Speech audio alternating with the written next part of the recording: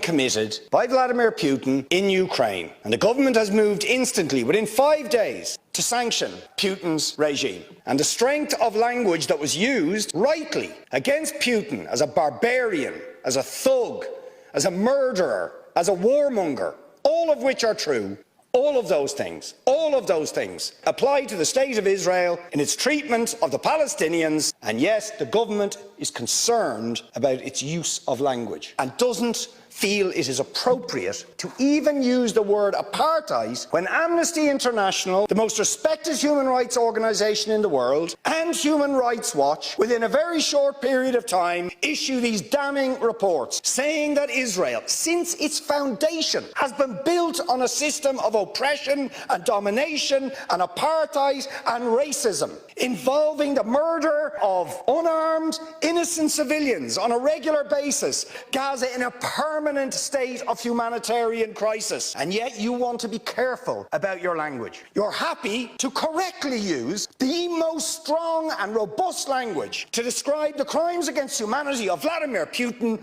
but you will not use the same strength of language when it comes to describing Israel's treatment of the Palestinians, when it is now being documented and detailed by two of the most respected human rights organisations in the world. You don't want to even use the word apartheid. 5 days sanctions against Putin and his thugs, 70 years of oppression by the Palestinians, and it wouldn't be, what was the word you used? It wouldn't be helpful to impose sanctions. Exactly the same types of sanctions you've just initiated against Vladimir Putin. Will you support it? And I think the answer is clearly you're not going to. And then we ask the question, why? Why?